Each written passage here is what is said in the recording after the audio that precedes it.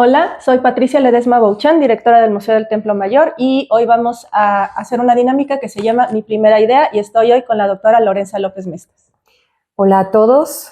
Bueno, Pati ya lo comentó, soy Lorenza López Mestas Camberos, coordinadora nacional de arqueología. Muy bien, Pati, pues vamos empezando. Mujer que me inspira. Híjole, pues en mi caso, mi mamá. Mi mamá quedó huérfana muy joven. Ella tuvo 7 hermanos y pues mi abuela fue una mujer que desde muy joven pues, tuvo que trabajar. Y en esa época pues fue muy difícil y sin embargo tanto ella como sus hermanos se dieron cuenta que la clave era el estudio. Entonces todos ellos con muchos esfuerzos y entre que trabajaban y en la noche estudiaban, lograron sacar carreras. Mi mamá es abogada y siempre me enseñó, por un lado, que la dedicación lo es todo, ¿no? El compromiso, la responsabilidad, pero también que el estudio es parte importante del éxito de una persona. Y además, pues también me enseñó que los resultados que tú obtienes se logran no por una herencia, no por un favor, se logran pues con el esfuerzo. Y eso creo que a mí me ha ayudado a lograr lo que tengo ahora. ¿Y la tuya? Pues creo que voy más o menos con una respuesta muy similar a la tuya. Por un lado, en el plan familiar, evidentemente mi mamá fue una persona que, bueno, es una persona que me ha inspirado. Ella, contrariamente a, por ejemplo, a tu mamá, sus padres eran conservadores y no le permitieron estudiar. Y cuando formó una familia hubo que trabajar por las condiciones económicas. Y ella empezó siendo literalmente carpintero, que en aquel entonces era un trabajo totalmente masculino. Entonces mi mamá llegaba, fabricaban marcos, lo siguen haciendo, llegaba al taller y metía las manos en la laca y salía con las manos negras. Y al principio uno dice, esas manos, ¿no? Pero después uno entiende que son las manos que le dan de comer a uno y como dices también en la idea de puedes triunfar en la vida, no importando qué actividad hagas, si la llevas, como bien dices, con disciplina y constancia. Entonces yo creo que ese es un ejemplo fundamental. Y creo que fuera del ámbito familiar, una persona que me ha inspirado es Rigoberta Menchú Tum, en el sentido de ser mujer en un ambiente complicado y del cual, de alguna manera, creo que logró luchar y, contrariamente a mantener un ambiente de violencia, lo hizo a través precisamente de luchar por la paz. Entonces, creo que son las dos mujeres que me inspiran. Sí, tienes mucha razón, porque Rigoberta, a pesar de todos los eventos traumáticos que sufrió, que vivió con la familia terribles, como dices, la decisión no fue continuar con este ambiente de ira ni repetir estos mensajes de rencor, sino justo cambiar la narrativa, ¿no? Y eso creo que es muy importante en estas fechas principalmente. En estas fechas principalmente. Bueno, vamos a seguir. Pues te toca a ti. A ver. Sueños de niña. ¿Qué soñabas cuando eras niña? Eso va a ser muy curioso. Ser arqueóloga. Sí. Sí, fue una cuestión particular. Yo creo que yo estaría como en segundo o tercer año de primaria y era un poco enfermiza. Así que pasé unas 2 semanas sin ir a clases y durante ese tiempo la maestra pues tomó el libro de texto y habló de los mexicas y lo que ya sabemos, ¿no? Una isla, una serpiente. Y llegué yo a hacer mi examen y reprobada. Porque bueno, pues no había tenido la oportunidad, pero el hecho de reprobar eso fue así como, tienes que estudiar porque hay que pasar, estaba muy pequeñita, y entonces fue a ver así como leer el libro de texto y decir, quiero más, quiero más, quiero más, y curiosamente, a partir de reprobar una materia, fue un poco encariñarse con eso. Y también algo que hay que admitir vengo de una región donde el saqueo wow, está por todos lados. Entonces de chica era muy sencillo ir a casas que te invitaban las amiguitas a comer y ver en las bibliotecas figuras, ¿no? Entonces también eso, y qué es este monito, ¿no? Entonces un poquito a partir de esas experiencias, pues sí, aquí estoy. ¿Y tú qué soñabas? Cuando era niña, regresando a tu... O sea, la presencia del mundo prehispánico en México es tan cotidiana, que eso también nos hace ser quienes somos, ¿no? En México. Claro. Eso también es muy, muy interesante. Digo, no sé cómo les va a los italianos con tantas cosas romanas que seguro encuentran, pero acá sí hay como una cosa que es como muy propia, ¿no? Sí. En sí, todos lados, en definitivamente. Teotihuacán, en área maya también lo veo mucho. Lo vives. Pero qué chistoso, porque normalmente si repruebas una materia es la que odias y así justo te dirigió hacia... Sí, curiosamente fue un evento afortunado de para alguna bien. manera, sí. Pues yo de niña quería ser maestra y yo era muy feliz dando clases y en el pizarrón y todo. Y finalmente, pues de alguna forma lo llegué siendo, ¿no? Alguna vez platicaba con unas amigas que la vida te da una vueltezota y regresas. Sí, definitivamente. Y ahora doy clases en la ENA. Entonces eso también me ayuda porque no doy clases sobre lo que trabajo. Claro. Entonces eso ayuda a que los muchachos también se vayan involucrando o empapando de la arqueología real, ¿no? Independientemente, sí, las teorías son muy bonitas y el marxismo y el estructuralismo y el posmodernismo, pero de pronto estas herramientas de trabajo y de vida prácticas, pues son lo que, al menos yo, lo que veo y lo que yo trato de darles cuando doy clase. Claro, enseñar un poquito con el ejemplo, ¿no? Continuamos. A tocarle. Vamos a ver ahora. Comida favorita. Híjole, pues me gustan mucho. Pues es que como arqueólogo uno no se puede dar muchos lujos. Uno en campo, pues come lo que hay sea. Y lo que te ofrecen también. A mí me tocó estar en Campeche. Fuimos a Candelaria. Entonces estábamos a 2 horas del pueblo más cercano. Sí. Era el rancho de una familia y era pues lo que tenían y lo que cazábamos en todo lo que pescábamos en ese caso. Entonces, pues me tocó comer y además pues es una zona pantanosa, entonces también fue difícil. Comí tortuga, comí armadillo, comí pues sí. Entonces sí, uno es todoterreno y bueno, pues ya, lo típico cuando uno va a los pueblos, las quesadillas, los tlacoyos, siempre he sido como muy abierta para comer, pero bueno, eso fue parte de lo que me gustó de la arqueología, que tienes chance de ir a miles de lugares y pues, lo que hay. Pulque, sí. El pulque lo descubrí gracias a la arqueología. Sí. ¿Y tú? Creo que en ese aspecto tienes razón. Parte de nuestra labor como arqueólogos nos lleva a ese mundo un poco de arqueólogos, antropólogos, de lo que nos ofrecen, que a veces puede ser delicioso y otras veces también hay que admitirlo, nos puede chocar de entrada, ¿no? No estamos muy acostumbrados. Pero hay una parte de familiar también, ¿no? De lo que aprendes a comer. Me encantan las cosas dulces, ¿no? Mi abuela era de sacar el cazo de cobre para preparar jamoncillo, ¿no? Y estar ahí horas y horas y horas, porque es realmente una receta complicada, que obviamente después desaparecía en segundos lo que se fabricaba, pero permitía, y es algo que me di cuenta, platicar mucho a las mujeres en la cocina, enterarte, claro, de chismes, de secretos familiares, de muchas cosas, y entonces aprenden a disfrutar esa parte de preparar la comida, ¿no? Creo que lo hemos perdido con nuestras prisas. Sí, con el tipo diferente, incluso hasta de los lugares donde se cocinan. ¿Te has dado cuenta que los departamentos, el área de cocina acá es más chiquita? Por esta idea de que es más rápido comprar, ¿no? Exacto. Pero fíjate que alguna vez me comentaba Rosa Reina Robles, las arqueólogas somos buenas cocineras. Sí. En general, y no sé si tiene que ver precisamente con eso, con el contacto con estos otros grupos, con estar en campo. Sí. Y por la cerámica, ¿no? También. Yo creo que sí, la cerámica, la parte prehispánica también de curiosidad, cómo cocinaban las mujeres. Ajá. Y uno, pues, en estas vidas urbanas se olvida de lo que es. Yo recuerdo a mi abuela platicar, si tú querías hacer pollo en mole, había que matar al pollo o al pavo. Uh-huh. Y uno no está acostumbrado a eso, ¿no? Corretear al animal y hasta puede ser un poco cruel, ya no estamos acostumbrados, ¿no? Entonces, sí, yo creo que ese contacto que tenemos como arqueólogas todavía nos permite ir a esas formas tradicionales de cocina, ¿no? Uh-huh. Sabores que ya no tiene uno. Sí, y por ejemplo, yo soy muy tepalcatera, a mí me encanta la cerámica. Analizar cerámica es para mí mi fuerte. Y justo eso, como dices, como de pronto ves una forma y dices, ¿y esto como para qué se usaba, no?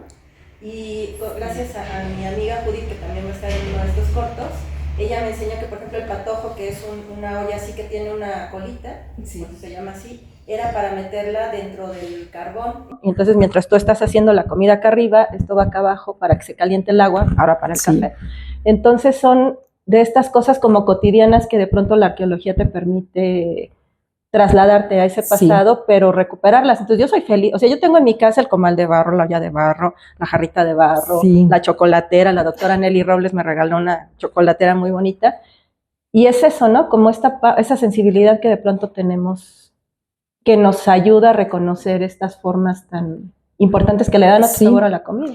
Sí, o incluso todavía, digo, un plato favorito, y ahorita estoy recordando cuando hablando de comida, que me encantaba eran las pacholas, que son una especie de bistec de carne molida que se hacía bajando la comida, como decían las señoras, en el metate, ¿no? Claro, mi mamá un día dijo, ya me jubilé y tiré el metate a la basura. Pero era todo el trabajo, ¿no? Que implicaba incluso preparar moliendo una carne en un metate, ¿no? Entonces, pues son esas cosas deliciosas que, como dices, la prisa de la vida actual se ha llevado de alguna manera. Sí. Sí. Bueno, sigamos. Voy yo, ¿verdad? Sí. A ver. Éxito. Éxito. Uy, es una palabra bien difícil de definir, porque creo que para algunos lo que implica éxito no lo es para otros. Yo definiría como éxito el poder ser arqueóloga. O sea, estar trabajando en lo que me gusta. Más que la posición, es decir, soy directora o coordinadora, para mí definir éxito es eso, decir, hago lo que me gusta, que creo que redunda en muchos niveles, porque al trabajar en lo que querías hacer, te permite ser feliz, tener un estado anímico, digamos, amable, y creo que eso repercute en la familia. Entonces también con el paso del tiempo uno se hace viejo, y lo que ahora veo como éxito es precisamente cómo compaginar trabajo con familia de una manera armónica, básicamente. Fíjate que yo también pensaba en algo parecido, porque como dices, a lo mejor hace 20 años hubiéramos respondido otra cosa. Sí. Pero ahora con lo que personalmente he vivido, con los retos que me han tocado resolver, tiene que ver con equilibrio, ¿no? Con aprender a equilibrar familia con trabajo, a equilibrar la parte personal propia con la parte profesional, el aprender a tener equilibrio incluso en tus emociones, ¿no? Puede ser un trabajo muy estresante, pero la clave, eso lo he aprendido gracias a la meditación, al yoga, al ejercicio, al estudio, es como aprender a tener un equilibrio y mantenerte, a lo mejor no muy feliz y extática, pero sí estable. Y eso para mí es... Sí, creo que tú lo has definido mejor. Efectivamente, este éxito creo que es encontrar el balance y el equilibrio. Como la felicidad absoluta nunca va a existir. Digo, somos seres humanos en movimiento en muchas circunstancias, pero aprender ese balance es, creo, primordial. Y como mujeres yo creo que también es mucho más complejo, ¿no? Ahora lo mencionabas con el tema de la familia, porque yo creo que estamos en un cambio radical, ¿no? Y el papel de la mujer se mantuvo muy estable durante muchos años, y en los últimos 50 ha estado revolucionando y ha estado cambiando los patrones de cómo entendemos que es una familia, cómo entendemos que se deben cuidar los hijos, cómo entendemos que se deben cuidar los padres. Sí. Y eso, hay muchos estudios de chicas y filósofos y sociólogos donde precisamente estamos ante un reto, porque las cosas que van a pasar en un futuro no van a ser necesariamente las mismas que como ocurrían antes. Exacto. Y la decisión de las mujeres que trabajamos, pero que no descuidamos a la familia, pero que también queremos una pareja, pero que estamos comprometidas con nuestros hijos y con nuestros padres también, va a ser una nueva forma de negociar incluso la manera en la que nos organizamos en familia, ¿no? Sí, y digo, yo te digo, lo explicas muy bien. Creo que los retos que tenemos ahora como mujeres que trabajamos y tenemos familia y queremos llevar esto de manera armoniosa, ahora tenemos también un factor más que nuestras madres, abuelas no tuvieron, y es el Internet, que sirve para muchísimas cosas positivas, pero que también ese flujo de información, cómo lo controlas, cómo lo llevas a tu vida, implica una cierta madurez de saber qué de todo esto que hay aquí me sirve y cómo lo contengo cuando no. Entonces creo que a veces fue tan rápido el cambio que no hemos todavía como aprendido a dónde estamos en ese mundo, ¿no? Virtual que nos empapa. Sí, exacto. Y las niñas les tocará un mundo mucho más, porque además esto va muy rápido y va avanzando y ampliando ahora con la inteligencia artificial, las implicaciones que va a haber de eso, las vamos a ver en un par de años, ni siquiera en 10, 20. Sí. Y las que ahora son niñas y adolescentes, pues también tendrán un mundo muy diferente al que tuvimos nosotras, y pues como dices, ni se diga el de las abuelas. Así es. Vamos a seguir. Vamos. Pero creo que me repetí. Te tocaba a ti, creo. ¿Sí? Pero bueno, pues ya que me adelanté, tu pieza favorita. Híjole. Pues como arqueóloga, sí hay muchos. Me gustan mucho las piezas de jade olmecas. Tienen un color. Sí. Son increíbles. Además, esta idea ahora como arqueóloga, pues las veo de otra forma y me explicaban mis maestros, el doctor Felipe Bate y Gianfranco Casiano, que me dio lítica, que el jade es uno de los materiales más duros en la naturaleza, y entonces solo se modifica si intencionalmente le haces un golpe. Entonces la idea de la permanencia detrás de la elección del material, y además lo cristalino que es los olmecas, porque creo que esos yacimientos no se volvieron a encontrar. Lo cristalino, lo humeante, ese verdecito, ¡ay, cómo me gusta!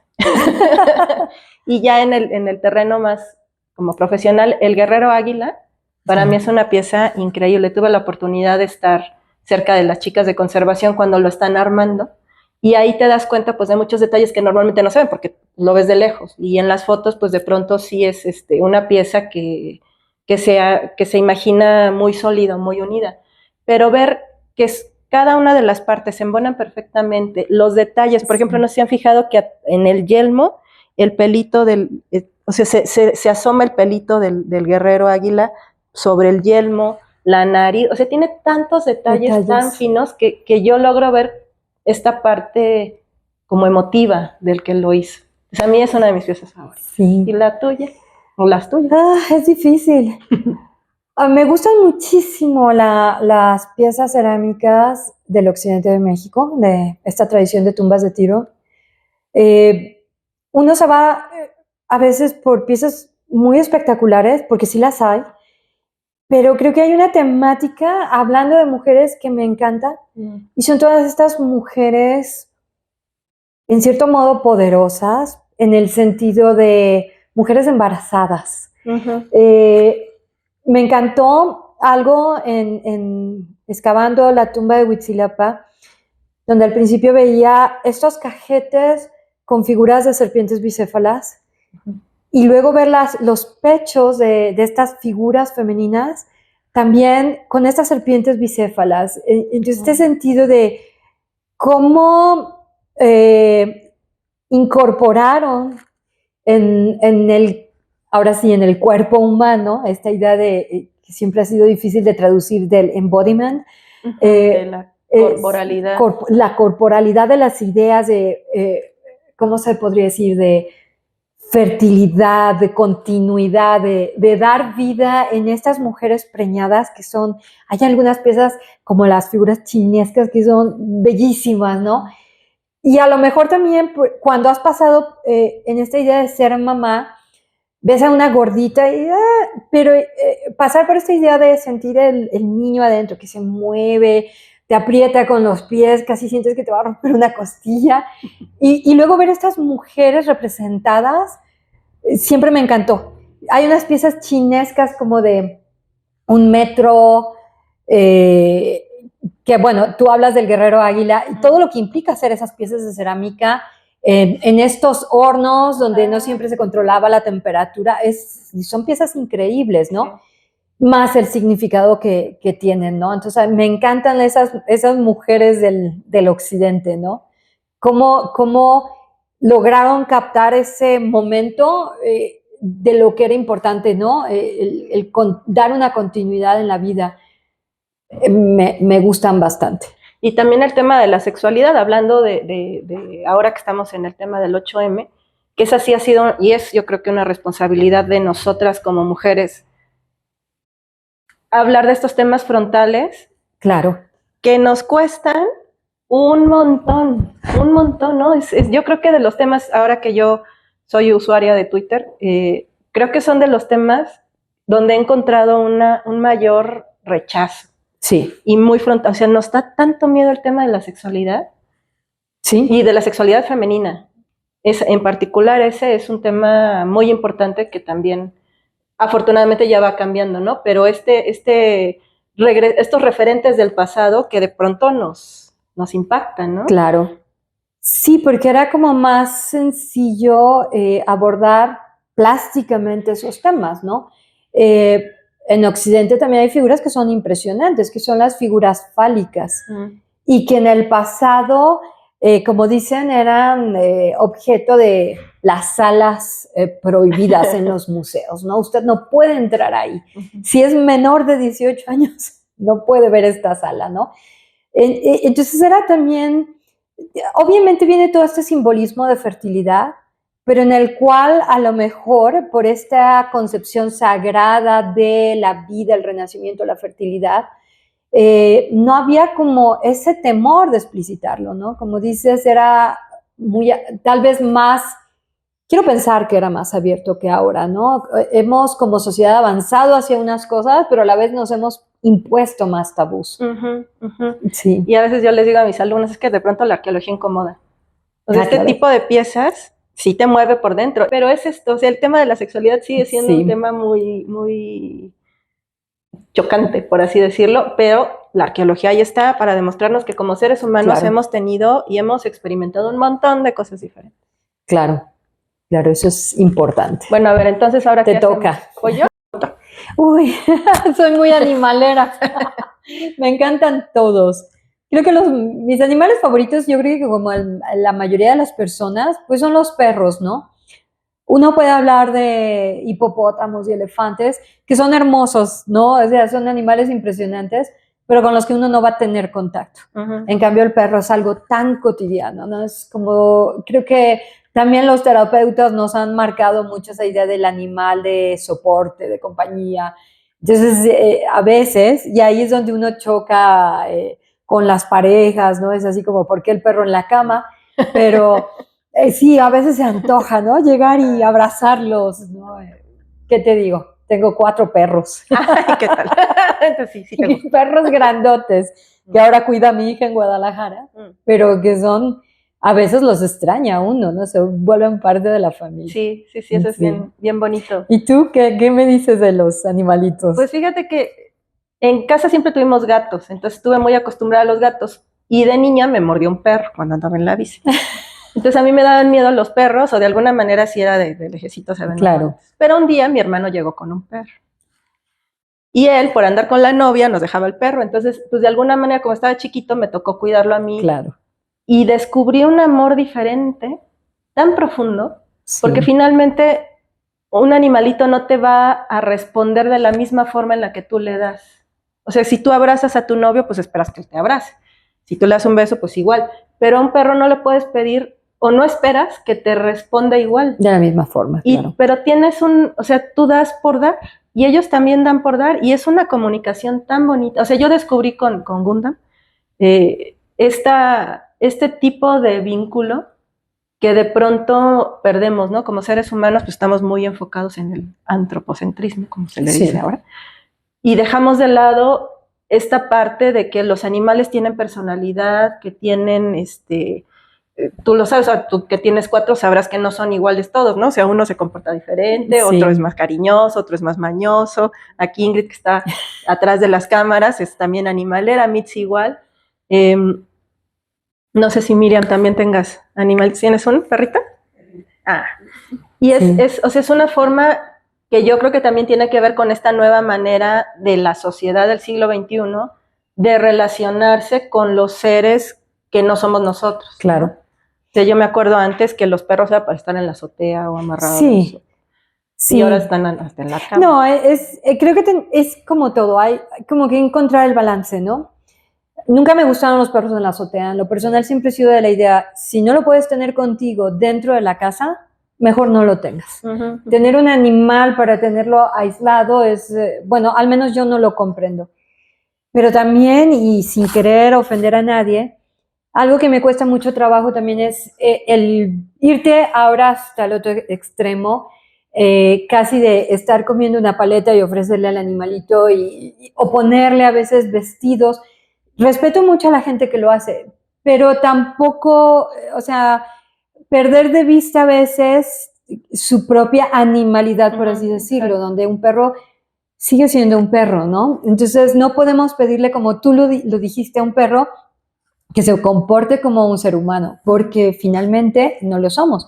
Habrá que admitir que como seres humanos somos animales, sí, pero un perro es un perro y nosotros somos un ser humano, una persona. Entonces, es encontrar también el balance incluso en eso, ¿no? Y eso me lleva a los otros animales que me encantan. Digo, cualquier animal me parece que es digno de ser admirado, amado, conservado, ¿no? O sea, el maltrato animal me parece deplorable, pero también entender a veces que cuando tú estás ante un jaguar es un animal salvaje que vive en un entorno. Entonces, estas modas de querer traerlo como una mascota a tu casa, tal vez entender que no es posible, hay que respetarlo en la naturaleza, ¿no? Entonces después nos enteramos por los videos del tigre que andaba en el bosque de Tapalpa, allá en Jalisco, y dices que, ¿cómo, no? O sea, pues seguro se le escapó a alguien, ¿no? Pero ser conscientes de ese peligro, por un lado, en la convivencia con animales que no están acostumbrados a convivir con nosotros, pero además del peligro, en el daño que estamos causando a esos animales, ¿no? O sea, cómo cuidarlos en su parte natural. Cómo respetar su medio. Y fíjate que esa fue una lección que me enseñó mi gato. Porque justo los perros son muy nobles y con tal de tenerte contenta como que ceden, ¿no? Así de, bueno, está bien, ándale, abrázame. Por ejemplo, el Gundam, no, de pronto no le gusta que lo abrace y yo estoy así. Pero mi gata, no, o sea, ella tiene muy claro que ella es un gato y que yo nunca voy a ser un gato y que yo soy un ser humano. Entonces, ella sí me ha enseñado justo a respetar. Te marca la distancia. Ajá, ellos son quienes son y no tengo por qué estarles yo poniéndoles ni actitudes que no son, ni darles valores, es que esto es malo. No, es que son seres vivos, son animales y hay que respetarlos en sus formas de ser, ¿no? Y esto que dices es muy importante, o sea, la necesidad de convivencia con estos animales impresionantes, quetzales, tucanes, venaditos, conejos, incluso también, como que el ser humano siempre quiere estar invadiendo y controlando, y cuando más bien tendríamos que dejarlo. Sí, no olvidarnos de ese respeto a la naturaleza. Metas. Y no las del sitio. Exacto. ¿Qué me dices? Bueno, pues como arqueóloga, el estudio siempre es importante. Y en mi caso, el regresar a las aulas, de pronto no a dar clases, sino a tomar clase, que es la cosa más feliz y cómoda de este mundo porque tú no tienes que preparar nada. Entonces yo creo que la continua educación para mí siempre ha sido, o sea, es como estas metas que se alcanzan y vas brincando. Un doctorado. Ajá, yo creo que sí, por ahí va. Por ahí va, a lo mejor escribir un poquito más, de pronto los avatares del trabajo pues, son muy exigentes y sentarte a escribir y realmente a reflexionar y a compartir las lecciones que hemos tenido en Templo Mayor, pues no nos dan la vida, pero esa sí es como una meta no a tan largo plazo que espero cumplir. Sí. ¿Y tú? Ay, pues es como el éxito también.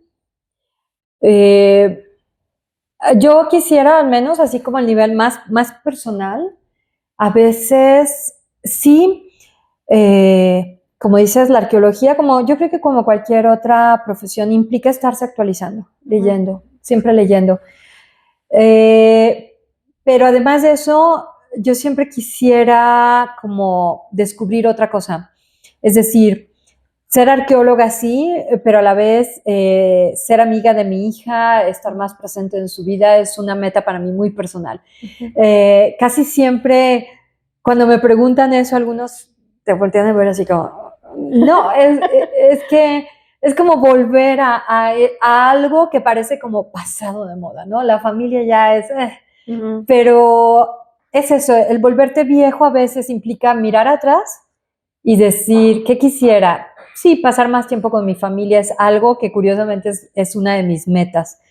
Y a veces como abrirme a nuevas posibilidades.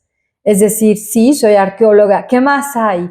Puedo aprender a ver la arqueología desde una perspectiva distinta, una forma que a lo mejor en el pasado no me convenció, pero releerla, retomarla. Por ejemplo, algo que quiero volver a hacer es releer a muchos de los antropólogos clásicos, porque generalmente como arqueólogo, como dice, a mí me encanta también la cerámica, o sea, pero a veces, y lo he notado más, no sé si te pasa a ti en los últimos años, con todo el avance en la técnica arqueométrica, se clava uno en todos esos análisis. Y a veces me pregunto si dejamos la parte humana como de lado, los creadores de eso, ¿no? Y entonces recuerdo una experiencia en Chicago una vez en una librería, como dicen, de viejo, de libros usados, que entré y había un texto de Kroeber que ya nadie lee, ¿no? Es así como, y además costaba $2. Y yo dije, pero ¿cómo es posible, no? Y entonces recuerdo haber estado ahí y platicando con el dueño de la librería y me dice, ¿por qué llevas ese libro? O sea, es muy viejo, ya nadie, o sea, ya no interesa, ¿no? Entonces esta idea a veces de nada más estar en la bibliografía actualizada y dejar a esos grandes maestros es algo que yo quisiera volver a leer ya con más detenimiento, ¿no? O sea, como dices, volver al estudio, aunque no sea necesariamente en las aulas, pero leer a Lévi-Strauss, a tanto antropólogo estructuralista, sí es algo que me gustaría retomar, ¿no? Y como dices, más grandes los ves con otros ojos. A mí Saborit me regaló hace poco el libro de Jane Ellen Harrison, es una historiadora del siglo XIX, finales del XIX, y cómo ella explica la parte de cómo el teatro y la religión empezaron juntos y cada quien tomó caminos separados, centrados en Grecia, ¿no? Pero de pronto entendí, claro, pues así eran las zonas arqueológicas. O sea, son espacios de eventos o de espectáculos donde hay un espacio para la audiencia y un espacio para quien está ejerciendo el rito. Y eso te ayuda a entender, o sea, como que de pronto hice clic y dije, sí. Bien. Y es leyendo a una persona, una mujer que tenía años, ¿no? De haber hablado de esas como corazonadas.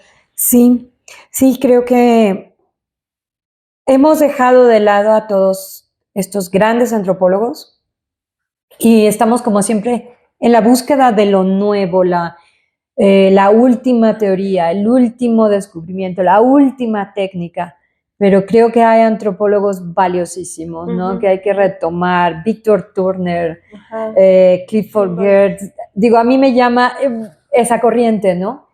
Entonces sí, esa es así como una de las metas, es cuando tengo un poco de calma y tranquilidad, que a veces no se tienen estos cargos, es releerlos, ¿no? Y saborearlos. Bien, pues creo que hemos estado platicando muy, muy sabroso y estamos llegando casi a nuestras últimas cuestiones y es otra de estas preguntas complejas, Patti. INA, Instituto Nacional de Antropología e Historia. Híjole. Yo creo que el instituto, ahora que se celebran los 85 años, tuve como la oportunidad de reflexionar que es una institución única. Sí. Y tú lo sabes que también has tenido oportunidad de trabajar con colegas de otros países. Y yo creo que tiene que ver con cómo es el país. O sea, Sí. yo creo que quien decidió, entre ellos, pues obviamente Alfonso Caso y también el propio presidente Lázaro Cárdenas, de juntar estas dos partes. Por un lado, la academia, y por otro lado, la gestión del pasado, ¿no? Que no es lo mismo. Una cosa es, sí, estudiarlo y qué bonito, y esta pieza y esta otra. Pero otro es si hay un custodio, si está el pastito cortado, si hay luz, quién abre la puerta, quién la cierra. O sea, esta parte de la gestión, Sí. y que alguien de manera muy atinada juntó estas dos cosas para que caminaran de la mano, que seguro no fue fácil, y lo sabemos porque hay escritos donde Sí. todo el mundo protestó, tanto de este lado como de este.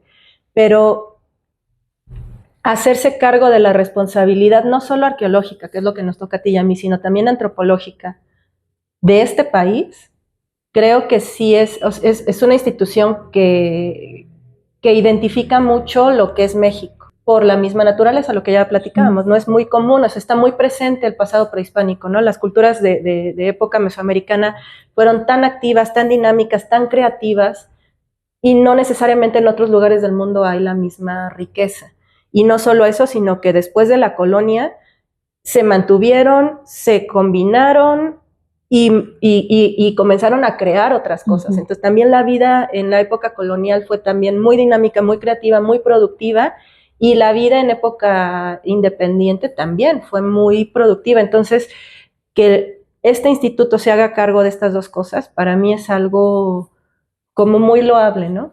Sí. Y que quienes formamos parte del INA nos, de pronto por estar viendo lo inmediato no alcanzamos a dimensionar todo lo demás.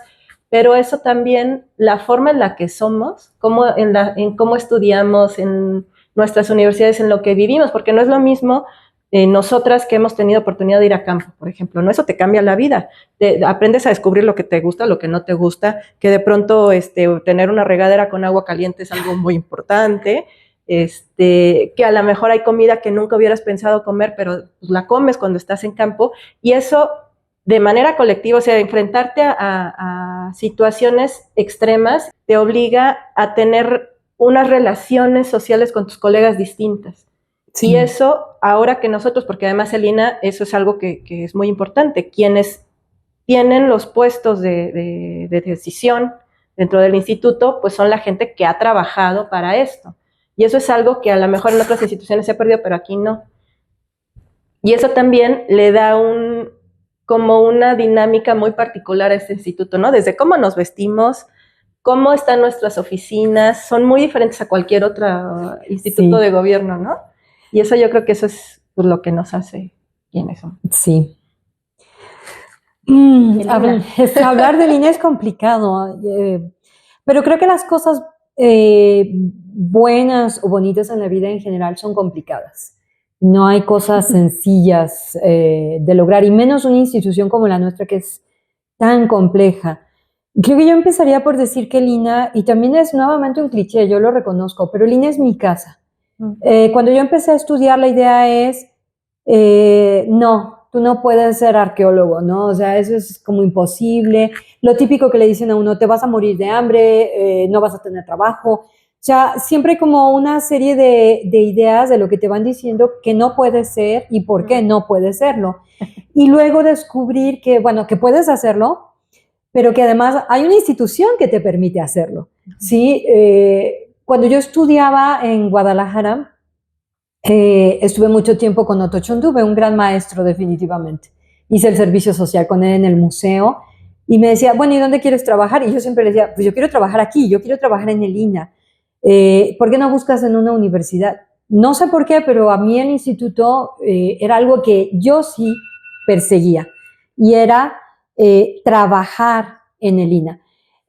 Evidentemente es una institución que, como dices, puede ser criticada, pues es una institución de 85 años, como todo tiene cosas muy positivas y hay otras que tenemos que trabajar duro para mejorar. Pero creo que ante todo yo algo que agradezco de esta institución es que me ha permitido hacer lo que me gusta, que es ser arqueóloga. Con todo lo que se pueda decir, estoy aquí gracias a la institución. Si no, quién sabe dónde andaría, ¿no? Y como dices, sí es complicado porque une dos cuestiones, la parte académica de investigación, pero la parte de gestión del patrimonio, que creo que al menos en México solo tiene el instituto y tal vez en otras partes del mundo igual, ¿no? O sea, solo aquí en México se da esta combinación que nos implica pues un trabajo con muchísimas vertientes, pero que bueno, yo estoy segura que tiempos buenos, tiempos malos siempre tendrán que ir. Y como decíamos nuevamente, ¿cómo encontrar el balance para tener una institución que finalmente nos da identidad? Finalmente, como mexicanos, como dices, lo vivimos en todos lados, ¿no? Pues muchas gracias, Lorenza, por estar hoy con nosotros. Esto fue parte de los trabajos que hacemos en Templo Mayor y les agradecemos mucho su atención. Fue el ejercicio de Mi primera idea con motivo del Día Internacional. Este fue el ejercicio, mi primera idea, con motivo con la conmemoración del Día Internacional de la Mujer. Muchas gracias. Pues muchas gracias a todos.